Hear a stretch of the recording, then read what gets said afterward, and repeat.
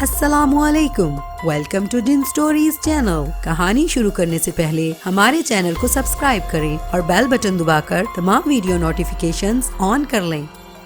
آئیں سنتے ہیں قدیم زمانہ مصر کے پر اسرار ماحول میں جنم لینے والی ایک سحر انگیز داستان، سنہری تابوت۔ Next episode. نشا، یہ کیسی انوکھی کہانی ہے؟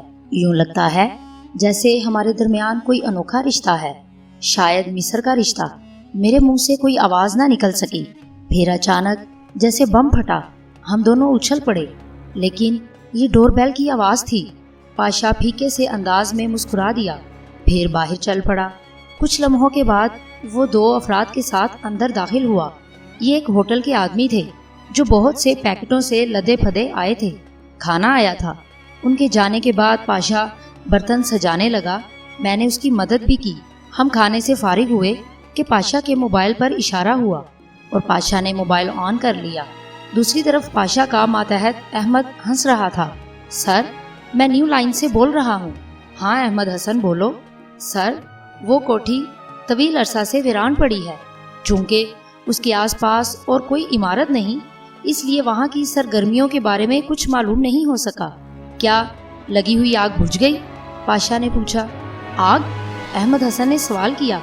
وہاں آگ لگی تھی؟ نہیں سر۔ کیا؟ وہاں بالکل آگ نہیں لگی؟ باہر سے تمہیں اندازہ نہیں ہو سکا؟ میں اندر داخل ہوا تھا، پوری عمارت کا اندر سے جائزہ لیا ہے میں نے۔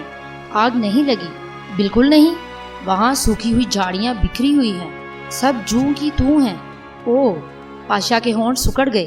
اس نے موبائل کا اسپیکر کھول دیا، اس لیے میں بھی اس کے اور ایس آئی کے درمیان ہونے والی باتیں سن رہی تھی۔ ایس آئی احمد حسن بولا، میں نے کوٹھی کے بارے میں اور بھی معلومات حاصل کی ہیں۔ کیا یہ کوٹھی ماہر آرکیالوجسٹ جناب ہارون دانش کی کوٹھی ہے؟ کیا؟ ہم دونوں جیسے اچھل پڑے۔ جی، ہارون دانش؟ ہاں مجھے معلوم ہے۔ اور کوئی حکم سر؟ نہیں، تم آرام کرو۔ Okay sir. فون بند کر کے پاشا مجھے دیکھنے لگا۔ میرا سر بری طرح چکرا رہا تھا۔ یہ انوکھا انکشاف ہوا تھا۔ آپ کو اس کے بارے میں معلوم تھا مس نشا؟ نہیں، میں نے پھنسی پھنسی آواز میں کہا۔ پاشا خاموش ہو کر سوچنے لگا، پھر ایک دم ہنس پڑا۔ میں نے سوالیہ انداز میں اسے دیکھا۔ کیا ہو رہا ہے یہ؟ پتہ نہیں، میں نے کہا۔ میں کون ہوں نشا؟ قدیم مصر کی تاریخ سے میرا کیا واسطہ ہے؟ میرے سینے پر زخم کا نشان کیوں ہے؟ میرے خوابوں میں مصر کیوں ہے؟ میں تم تک کیوں پہنچا ہوں؟ کسی کے پاس کوئی جواب ہے؟ میں خاموش رہی۔ طبیعت کچھ نڈال تھی۔ کھانا کھا چکے تھے ہم دونوں۔ میں نے کہا، واپس چلیں پاشا؟ ہاں ہاں، اس نے کہا اور اٹھ کھڑا ہوا۔ ایک بات کہوں؟ ہاں ضرور۔ یہ کاغذات مجھے ادھار دے سکتے ہو؟ کاغذات؟ ہاں، یہ کہانی۔ ہاں ہاں، رکھ لو، ایک درخواست کے ساتھ۔ بولو۔ میری امانت کی حفاظت کرنا، میں تمہیں واپس کر دوں گی۔ میں گھر آ گئی۔ کوئی خاص بات نہیں تھی۔ آیا ندیمہ اور فیض بابا کے ساتھ میرا رویہ کافی خراب ہو چکا تھا۔ اب وہ ضرورتاً ہی میرے پاس آتے تھے۔ گھر میں ایک پراسرار اداسی کی فضا قائم ہو گئی تھی۔ اس رات میں نے پوری رات جا کر اخناتوس، میکال اور مزرق کی کہانی کئی بار پڑھی۔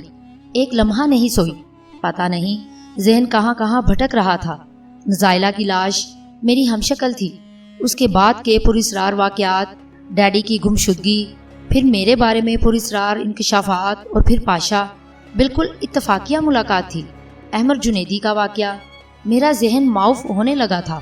دوسری صبح تیز بخار ہو گیا۔ اس وقت آیا ندیمہ کا ایک الگ کردار سامنے آیا۔ ملازمہ کے میرے بخار کا سن کر گویا ہوئی۔ کیا بات ہے نشا بی بی؟ کچھ نہیں۔ نشا بی بی؟ اس کے لہجے میں بڑی عاجزی تھی۔ میں نے خونی نگاہوں سے اسے دیکھا، لیکن میں منہ سے کچھ نہ بولی۔ تو اس نے پھر کہا، اتنا دور کیوں ہو گئی ہیں ہم سے؟ وہ بولی، دیکھو آیا ندیمہ، سب جانتی ہو تم، اتنی بے یار و مددگار ہوں میں کہ اب کسی کو بھی اپنا نہیں کہہ سکتی۔ میرا تو پورا ماضی گم ہو گیا ہے۔ بس مجھے کسی سے کوئی دلچسپی نہیں ہے۔ میں مر جاؤں گی تمہارے لیے نشا بی بی، تم دیکھ لینا۔ آیا ندیمہ اس طرح کی باتیں کرتی رہی کہ میرا دل پسیج گیا۔ میں نے کہا، تم لوگ میرے نہیں ہو۔ میں نے کبھی تمہیں ملازم نہیں سمجھا آیا ندیمہ، لیکن جو کچھ تم لوگوں نے مجھ سے چھپایا، اس نے مجھے تم سے بہت دور کر دیا ہے، بہت دور۔ سمجھ رہی ہو نا میری بات؟ آیا ندیمہ نے گردن جھکا لی، پھر بولی، بد نصیبی ہماری یہ ہے کہ ہم آپ کے بھی نمک خوار ہیں اور دانش صاحب کے بھی۔ دعوے سے کہتی ہوں کہ میرے مالک زندہ ہیں، وہ آئیں گے نشا بی بی، اور جب وہ مجھ سے یہ سوال کریں گے کہ آیا ندیمہ، میں نے تمہارے سپرد جو ذمہ داری کی تھی، کیا تم نے اسے پورا کیا؟ چھوڑو آیا ندیمہ، چھوڑو ان باتوں کو، میں نے کہا، اور غصے سے اپنی جگہ سے اٹھ گئی۔ آیا ندیمہ میری خوش آمدیں کرتی رہی، مگر میں اٹھ کر غسل خانے میں چلی گئی۔ حالانکہ تیز بخار تھا، لیکن لباس اتار کر شاور کے نیچے بیٹھ گئی اور تقریباً پون گھنٹے تک نہاتی رہی۔ باہر آئی تو ناشتہ تیار تھا۔ نہانے سے ایک دم ذہن پر ایک خوشگوار سی کیفیت طاری ہو گئی۔ ناشتہ کیا اور اس کے بعد پاشا کو فون کیا۔ پاشا کا موبائل بند تھا۔ دوسری طرف سے یہی جواب ملا کہ اس کے فون کی پاور آف ہے۔ شدید کوفت ہوئی۔ اس کے بعد اس کے فلیٹ کے نمبر پر جو میں نے خصوصاً لے لیا تھا اسے رنگ کیا، لیکن وہاں بھی کوئی جواب نہیں ملا، اور اس کے بعد میں نے پولیس اسٹیشن فون کیا۔ پاشا وہاں موجود نہیں تھا، لیکن احمد حسن نے فون ریسیو کیا۔ جی آپ کون؟ احمد، میں نشا دانش بول رہی ہوں۔ جی مس نشا صاحبہ، حکم۔ پاشا کہاں ہیں؟ پتہ نہیں، ابھی تک آئے نہیں، حالانکہ اس وقت وہ آ جاتے ہیں، ان کا موبائل بھی بند ہے۔ ہاں میں نے وہاں بھی ٹرائی کی تھی۔ خیر، جس وقت بھی وہ آ جائیں ان سے کہیں کہ مجھ سے رابطہ کریں۔ بخار غالباً ٹھنڈے پانی سے نہانے سے اتر گیا تھا، لیکن ذہن پر ایک بوجھ سا طاری تھا۔ میں خاموشی سے گھر ہی میں وقت گزارتی رہی، لیکن پاشا کا فون نہیں آیا، یہاں تک کہ پورا دن گزر گیا، شام ہو گئی۔ اب ذرا سی بے چینی بڑھ گئی تھی۔ پاشا کی زندگی سے متعلق میں نے جو کہانی سنی تھی وہ ناقابل یقین تھی، لیکن میرے علاوہ اس کہانی پر اور کون یقین کر سکتا تھا، کیونکہ میں خود بھی ایک کہانی تھی۔ کمال ہے یار، کس سے بات کروں، کس سے نہ کروں، بس عجیب سا احساس تھا۔ رات، پھر دوسرا دن، تیسرا دن، چوتھا دن اور پانچواں دن میں بوکھلا کر رہ گئی۔ ہر جگہ پاشا کو تلاش کرتی پھر رہی تھی، لیکن پاشا کا کہیں نام و نشان نہیں تھا۔ اس کے وہ الفاظ بھی یاد آ گئے جو اس نے مجھ سے کہے تھے۔ اس نے کہا تھا کہ کیا میں ٹلا مار جاؤں؟ اگر وہ ٹلا مار بھی گیا ہے تو کم از کم میرے علم میں تو ہونا چاہیے تھا کہ کہاں گیا ہے اور کہاں نہیں۔ پریشانی کا یہ وقت بڑھتا چلا گیا، یہاں تک کہ 10 دن ہو گئے۔ احمد حسن کی زبانی مجھے پتا چلا تھا کہ پاشا کے اہل خاندان بھی شدید پریشان ہیں۔ پھر اس دن شدید ذہنی کوفت کے عالم میں تھی کہ ایک جانی پہچانی شکل مجھے اپنے گھر میں نظر آئی۔ یہ مشل تھی، وہی لڑکی جو عسکری کے ساتھ مجھے ملی تھی، اور عسکری وہی تھا جس نے اس بوڑھی پراسرار عورت کی طرف میری نشاندہی کی تھی۔ مشل کو دیکھ کر دل خوش ہو گیا۔ اس نے مسکراتے ہوئے مجھے دیکھا اور بولی، جناب پہچان تو لیا ہوگا۔ کیسی بات کرتی ہو مشل؟ بس کچھ ایسی ہی مصروفیات تھیں جن کی وجہ سے تم سے نہ مل سکی۔ دیکھیے، ہم کچھ نہیں کہیں گے۔ خیر سنائیں، کیسی ہیں آپ؟ اور یہ حلیہ کیا بنا رکھا ہے؟ بس کچھ طبیعت خراب تھی۔ خیریت؟ ایسے ہی کچھ ذہنی الجھنیں ہیں۔ ذہنی الجھنیں؟ ویسے تو نیند نہ آنے کی وجوہات مختلف ہوتی ہیں، لیکن شورائے کرام نے اس مرض کی تشخیص کچھ محبت وغیرہ کی شکل میں کی ہے۔ کوئی ایسی بات تو نہیں؟ نہیں، ہماری ایسی تقدیر کہاں، بس ماضی یاد آ گیا تھا۔ تنہائی کے کرب نے نہ جانے کیا کیا خواہشیں کی تھیں، لیکن کوئی کامیابی نہیں ہوئی۔ خیر چھوڑو، ایک بات بتاؤ۔ ہاں بولو، میں تمہیں کیسی لگی؟ جواب نثر میں دوں یا نظم میں؟ مشل نے بدستور مسکراتے ہوئے کہا۔ اچھی شوخ و شنگ لڑکی تھی، ہنسنا بولنا جانتی تھی۔ میں نے سنجیدگی سے کہا، یقین کرو بار بار ملنے کو دل چاہتا تھا، لیکن عسکری کہتے تھے کہ ذرا سی احتیاط کرو، اپنی عزت اپنے ہاتھ ہوتی ہے۔ خیر چھوڑو، سناؤ کیسی گزر رہی ہے؟ مشل، تمہیں حیرت ہوگی، یہ سمجھ لو کہ محبتوں سے محروم ہوں۔ یوں لگتا ہے جیسے لوگ میرے قریب آنا چاہتے ہیں، لیکن کچھ سوچ کر مجھ سے دور ہو جاتے ہیں۔ حالانکہ میری تنہائیوں نے ہمیشہ دوستوں کی طلب کی ہے۔ میں بد اخلاق بھی نہیں ہوں، سب سے خلوص سے ملتی ہوں، لیکن میرے شناسا اچانک مجھ سے دور ہو جاتے ہیں بغیر کسی وجہ کے۔ تعجب ہے، اور یہ الفاظ میرے لیے اجنبی ہیں۔ مشل نے کہا، چلو ٹھیک ہے، کیا کہہ سکتی ہوں اور کیا نہیں کہہ سکتی۔ وقت گزرتا رہا اور پھر مشل نے کہا، آؤ باہر نکلیں، تمہاری طبیعت مجھے خاصی الجھی ہوئی معلوم ہوتی ہے۔ चलो घूमेंगे फिरेंगे। हम लोग तैयार होकर बाहर निकल आए और उसके बाद तकरीबन कई घंटे हमारी कार सड़कों पर दौड़ती रही। फिर मशल ने कहा, यार भूख लग रही है, कहीं खाना तो खिला दो। हाँ हाँ, जहाँ तुम कहो। चलो फिर मैं तुम्हें एक उम्दा से होटल का पता बताती हूँ। वहाँ का खाना लाजवाब होता है। खूबसूरत होटल में लजीज खाने की लज्जतें बेमिसाल थीं। दिल उल्टा पड़ रहा था। पाशा की गुमशुदगी ने सब कुछ तबाह कर दिया था। मुझे यूं लगा जैसे मेरा दिल उसकी जानिब रागिब हो। लेकिन उन सारे दिनों में मैंने ये फैसला किया था कि तकदीर में मोहब्बतें नहीं थीं, बल्कि इस बात के इम्कानात हैं कि मैं जिससे भी प्यार करूंगी वो किसी न किसी मुश्किल में गिरफ्तार हो जाएगा। कुछ देर के बाद मशल बोली, मैंने और अस्करी ने तुम्हारे सिलसिले में काफ़ी बातें की हैं, लेकिन जानती हो अस्करी ने मुझे क्या हिदायत की थी? उसने कहा था कि निशा से इस बारे में कुछ ना कहना, वो सोचेगी कि खामखा हम उसके ज़ाती मामलात कुरेद रहे हैं। अरे नहीं, ये सिर्फ तुम्हारा ख्याल है। चलो अगर ये बात है तो मैं तुमसे माफ़ी चाहती हूँ कि इतने दिन तक तुमसे मिलने की ख्वाहिश के बावजूद तुमसे ना मिल सकी। अस्करी का क्या हाल है? ठीक है, तुम्हारे बारे में बहुत सी बातें होती हैं। असल में हम तुम्हारी तरफ इसलिए नहीं पहुँचे कि तुमने हमसे राब्ता कायम करने की कोशिश नहीं की थी। चलो ठीक है, अब तो आ गई। हाँ, और आते रहेंगे, ना सिर्फ मैं बल्कि अस्करी भी। वैसे एक बात कहूँ, मुझे तुम्हारे वालिदैन पर ताज्जुब होता है। तुम जैसी मासूम लड़की को उन्होंने मुलाजमों के रहमो करम पर छोड़ दिया है। मुख्तसर अल्फाज में तुम्हें अपने बारे में तफसील बता चुकी हूँ, लेकिन फिर तफसील बता रही हूँ। ये आज की बात नहीं है। क्या मतलब? मशल, मैंने कभी अपने माँ बाप को नहीं देखा। पहले भी तुम्हें ये बात बताई थी? कभी भी? दोनों को?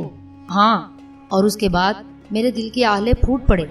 मैंने उसे मुख्तसरन अपने बारे में सब कुछ बता दिया और वह तस्वीर हैरत बन गई। खामोश होने पर भी वो कुछ ना बोली और देर तक उसी आलम में बैठी रही। फिर उसने पानी का एक गिलास होंठों से लगाकर खाली कर दिया। नाकाबिले यकीन सी बात है, भला कौन यकीन करेगा, मगर ऐसा क्यों है? काश मुझे मालूम होता। तुम्हारे मुलाजमों को ज़रूर मालूम होगा। मुझे तो ये कोई बड़ी साजिश मालूम होती है। माफ़ करना, बहुत से ख्यालात दिल में आते हैं।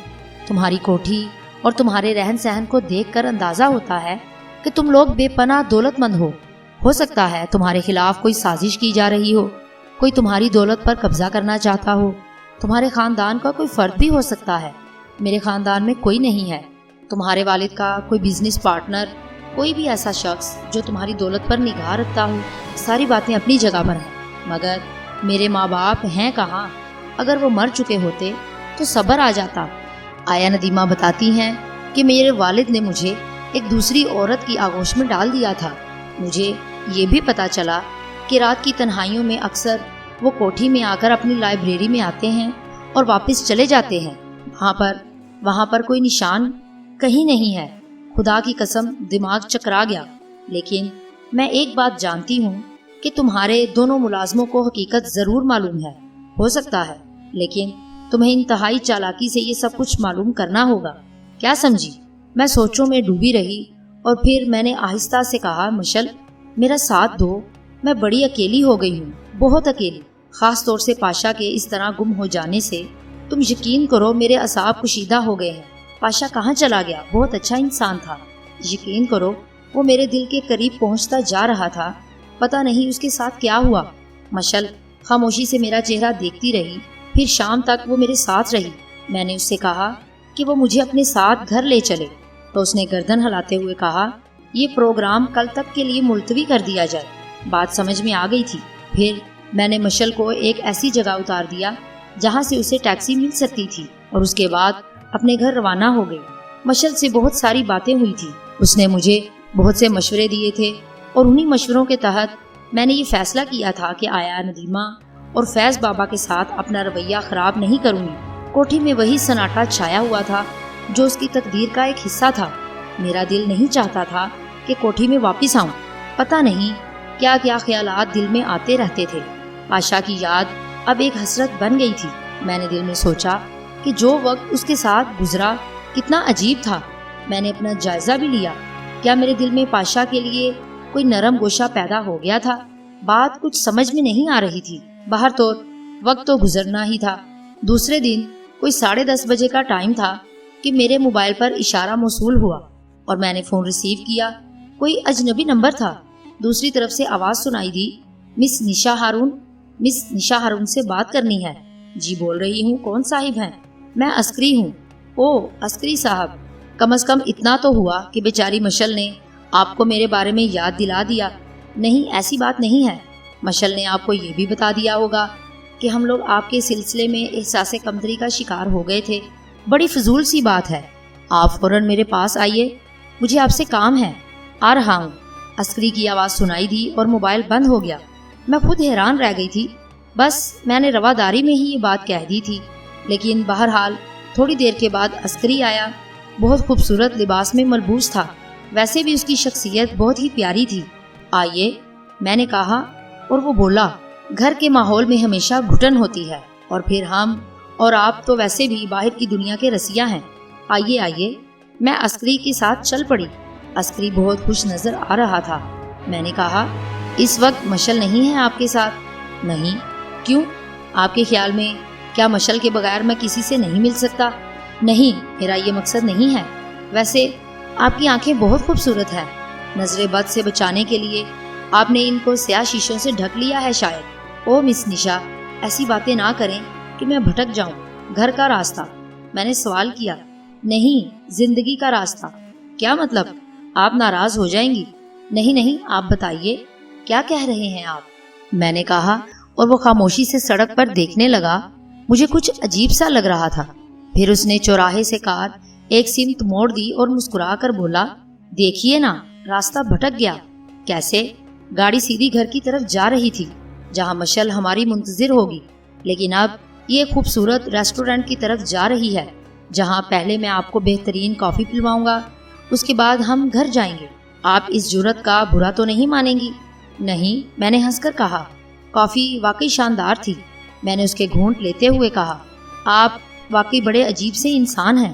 اگر آپ کی اس اپنائیت نے میرے دل میں آپ کے لیے محبت پیدا کر دی تو کیا ہوگا؟ اس نے بے باکی سے کہا اور میں سکتے میں رہ گئی۔ پھر وہ بولا، اصل میں بہت جلد باز ہوں، جو دل میں آتا ہے منہ سے نکل جاتا ہے۔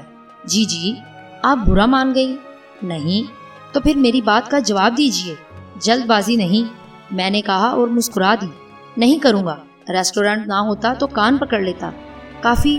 کافی بہت عمدہ ہے، اٹھ جائیے، مشل ہمارا انتظار کر رہی ہوگی۔ ایک عرض کروں، خدا کے واسطے آپ یہ نہ بتائیے گا کہ ہم لوگوں نے یہ تھوڑا سا وقت ریسٹورنٹ میں گزارا ہے۔ میں ذرا سی الجھ گئی تھی۔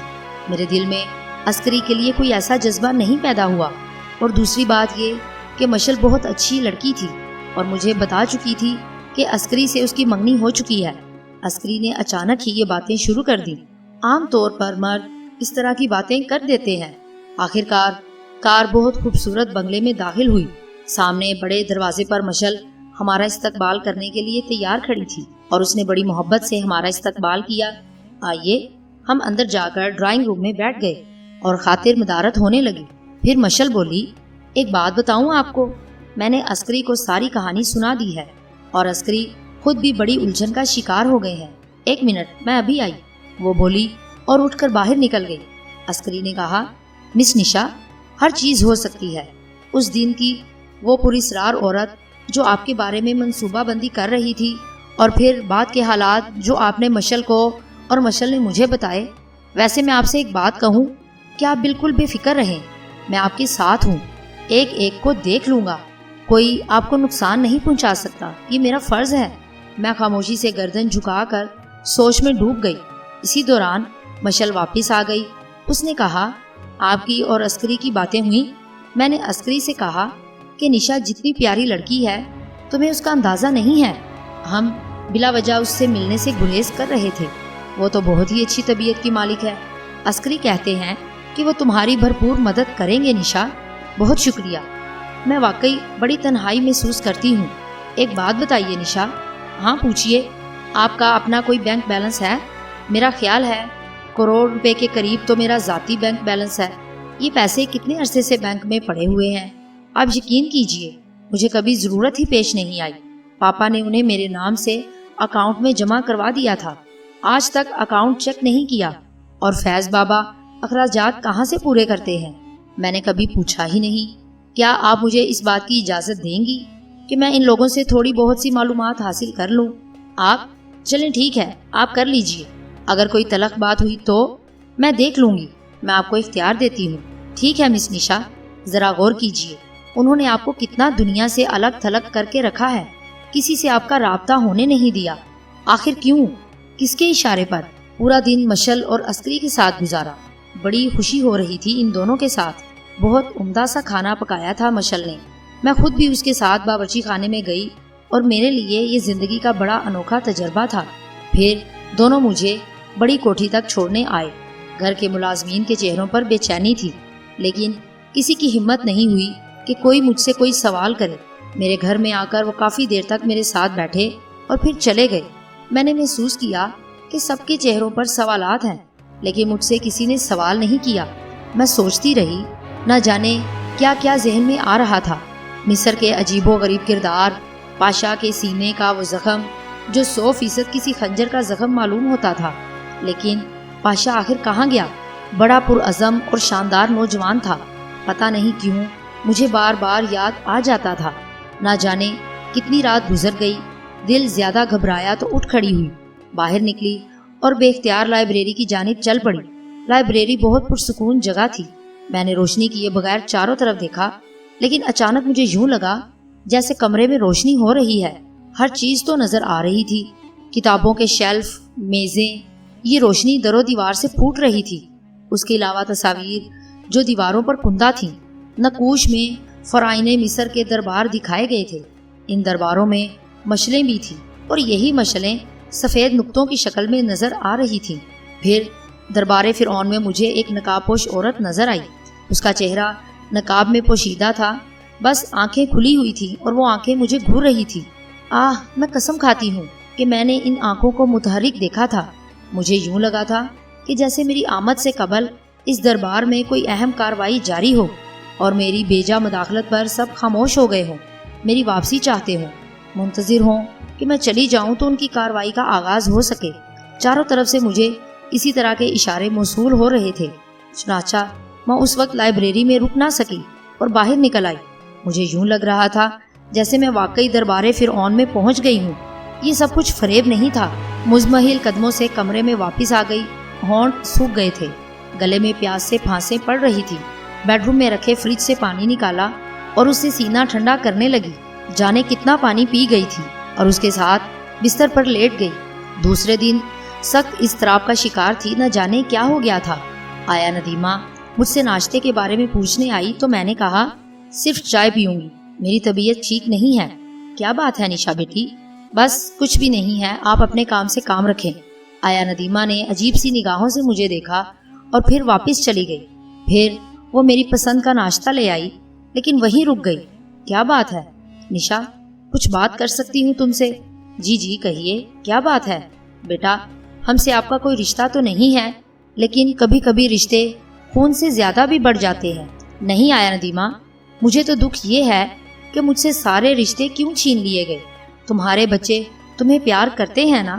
میں بھی ایک نامعلوم تصور سے پیار کرتی ہوں، جس کے نقوش تک نہیں پہچانتی۔ بقول تمہارے میں اپنی ماں کو نہیں جانتی، کچھ عرصے پہلے میں اپنے باپ کو جانتی تھی، کیا سمجھی؟ لیکن تم نے مجھ سے وہ تصور بھی چھین لیا، آخر کیوں؟ بیٹی بس تم خود بتاؤ، یہ کیسے کر سکتی تھی میں تو خود شرمندہ ہوں کہ میرے منہ سے حقیقت نکل گئی۔ اسی وقت ایک ملازمہ آئی اور بولی عسکری صاحب آئے ہیں۔ اوہ کہاں ہیں؟ میں نے انہیں ڈرائنگ روم میں بٹھا دیا ہے۔ ٹھیک ہے میں آ رہی ہوں، میں نے کہا اور تیزی سے بال وغیرہ سنوار کر ڈرائنگ روم کی طرف چل پڑی۔ اندر عسکری اور مشل دونوں موجود تھے۔ ان لوگوں سے دوبارہ ملاقات ہو گئی، لیکن مجھے ان کے مل جانے کی بے انتہا خوشی تھی۔ لیکن بہرحال وہ کھڑے ہو کر بولے ہیلو نشا، کیسی ہیں آپ؟ میں ٹھیک ہوں، لیکن اس سے پہلے کہ ہم ایک دوسرے کی صحت معلوم کریں اور ناشتہ کریں۔ ارے تم نے ناشتہ نہیں کیا؟ نہیں، بس سوتی رہی ہوں، اصل میں رات کو دیر تک نیند نہیں آئی۔ ہم لوگ بھی تمہارے بارے میں سوچتے رہے اور ہمیں احساس ہوا کہ تم بہت زیادہ خطرات میں گھری ہوئی ہو، نہ جانے تمہارے گرد جال بننے والوں کا منصوبہ کیا ہے۔ میرا دل ایک دم سے جیسے مٹھی میں جکڑ گیا۔ مجھے تو ایک بہت ہی مضبوط سہارا ملا تھا، جمال پاشا، جس کے بارے میں یہ سوچتے ہوئے انتہائی دکھ ہوتا تھا کہ وہ کہاں چلا گیا ہے۔ میرے پاس وسائل ہی کیا تھے جو میں اس کے بارے میں معلومات حاصل کر سکتی۔ کیا سوچنے لگی؟ نہیں، کوئی خاص بات نہیں، رات کو دیر تک جاگتے رہنے کی وجہ سے ذرا سا ذہن الجھا ہوا ہے۔ تو چلو تم ناشتہ کرو۔ نہیں، بس کافی پیوں گی۔ بات اصل میں یہ ہے کہ وہ جو کہتے ہیں نا کہ بعض لوگ خدائی فوجدار بن جاتے ہیں، میں ایک بار پھر تمہاری اجازت چاہتا ہوں نشا۔ اصل میں ان لوگوں کو منظر عام پر لانا چاہتا ہوں جو تمہاری الجھنوں کا باعث بنے ہوئے ہیں۔ جیسا کہ میں نے کہا تھا کہ تمہیں نقصان پہنچانے والے تمہارے ارد گرد موجود ہیں، اور تم مجھے اجازت دے چکی ہو کہ میں تمہارے لیے جو کچھ کر سکتا ہوں کروں۔ اس لیے سب سے پہلے میں تمہارے ملازموں سے ملاقات کرنا چاہتا ہوں۔ ایک عجیب سا احساس دل سے گزر گیا۔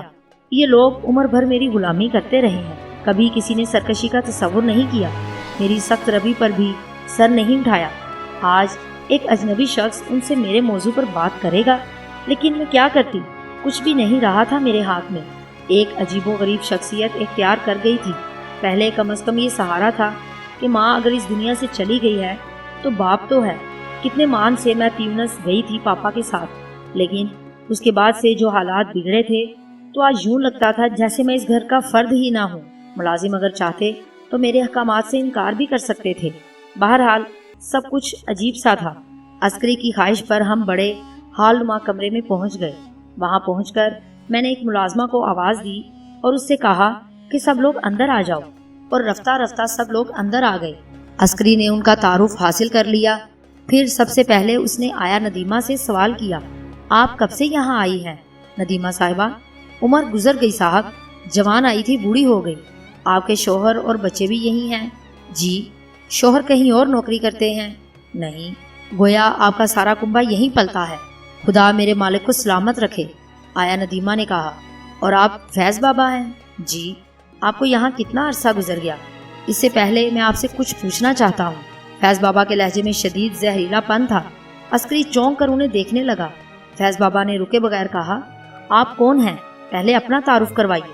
آپ صرف جواب دیں، کوئی سوال نہ کریں۔ کیا اتنا کافی نہیں ہے کہ مس نشا میرے ساتھ ہے؟ جی ہاں، اتنا کافی تو ہے۔ فیض بابا اسی انداز میں بولے، کافی شاطر معلوم ہوتے ہیں۔ اصل میں مجھے بال کی کھال اتارنی ہے، مشکل ہوگا صاحب آپ کے لیے۔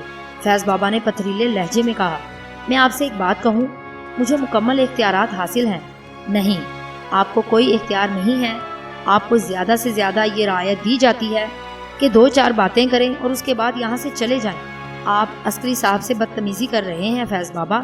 ہاں بی بی، جانتا ہوں، ایسا ہی کر رہا ہوں۔ ایک بات بتائیے ذرا، فیض بابا نے کہا۔ جی، یہ صاحب کس حیثیت سے اتنی معلومات حاصل کر رہے ہیں؟ ان کا اپنا شجرہ نسب کیا ہے؟ آپ بہت زیادہ بول رہے ہیں۔ ہاں، مجھے بولنے دیجیے، پورا غور کر کے ہی میں یہ بات کر رہا ہوں۔ دیکھو، میں بہت برا آدمی ہوں۔ تم لوگوں نے جو جال بن رکھا ہے اس کے بارے میں تم سے سوالات کر رہا ہوں، اور تمہیں جواب دینا ضروری ہوگا۔ دیکھیں صاحب، میں آپ کو بات بتاؤں، ہارون دانش صاحب کا ایک وصیت نامہ ہے جس میں ہم سب لوگوں کو یہ طے کر دیا گیا ہے کہ کون کیا ہے اور کیا رہے گا۔ اس وصیت نامے میں میری جو حیثیت ہے اس کے تحت میں آپ کے کسی سوال کا جواب دینے کے لیے مجبور نہیں ہوں۔ فیض بابا اس وقت بالکل مختلف شخصیت نظر آ رہے تھے۔ تم یوں کیوں نہیں کہتے کہ تم دانش صاحب کی دولت پر عیش کر رہے ہو اور ان سب کو بھی عیش کروا رہے ہو؟ تم ایک سازشی انسان معلوم ہوتے ہو۔ مجھے شبہ ہے کہ تم نے ہارون دانش صاحب کو یا تو ہلاک کر دیا ہے یا کہیں قید کر رکھا ہے تاکہ ان کی دولت کو اپنے تصرف میں لا سکوں۔ میں نے کہا نا، آپ اس سلسلے میں قانون کا سہارا لیں۔ کیا سمجھ کر آپ یہ بات کر رہے ہیں؟ آؤ ندیمہ آؤ، فیض بابا نے کہا، اور آیا ندیمہ کا ہاتھ پکڑ کر دروازے کی طرف بڑھ گئے۔ پھر دروازے پر رک کر دوسرے ملازموں سے بولے، جاؤ تم لوگ اور اپنا اپنا کام کرو، یہ میں کہہ رہا ہوں۔ اس وقت مجھے یہاں فیض بابا کی حیثیت معلوم ہوئی۔ تمام ملازمین ان کے پیچھے ہی پیچھے باہر نکل گئے۔ میں خود بھی سکتے میں رہ گئی۔ فیض بابا کو ایک انوکھے روپ میں دیکھا تھا، بہت ہی انوکھے روپ میں۔ ادھر عسکری ایک دم سے شرمندہ سا ہو گیا۔ اس نے ایک گہری سانس لی اور گردن ہلاتے ہوئے کہا، یہ آدمی کافی چالاک معلوم ہوتا ہے۔ میرے خیال کی تصدیق ہو گئی ہے، اس نے آپ کی توہین کی ہے۔ عسکری، میں انہیں معاف نہیں کروں گی۔ نہیں نہیں، یہ سب آپ مجھ پر چھوڑ دیجئے۔ اب میرا کام براہ راست شروع ہو گیا ہے۔ میں دیکھوں گا کہ کون کس کے بل پر اکڑ رہا ہے۔ بظاہر بہت ہی چالاک انسان ہے یہ بوڑھا سانپ، لیکن سخت زہریلا۔ ہم سب اس کمرے سے نکل آئے۔ میں ان لوگوں کو لے کر اپنے کمرے کی طرف بڑھی تو سامنے ہی لائبریری کا دروازہ نظر آیا۔ وہ، عسکری نے اشارہ کیا۔ ہاں، وہ لائبریری ہے، یہی کے بارے میں نے تمہیں بتایا تھا عسکری، کہ 2 یا 3 بار مجھے یہاں پاپا کے سیگار کی خوشبو پھیلی ہوئی ملی، اور سیگار کے ڈبے سے سیگار بھی کم تھے۔ دیکھ سکتا ہوں میں اسے؟ ہاں، آ جاؤ، میں نے کہا، اور ہم لوگ لائبریری کی جانب چل پڑے۔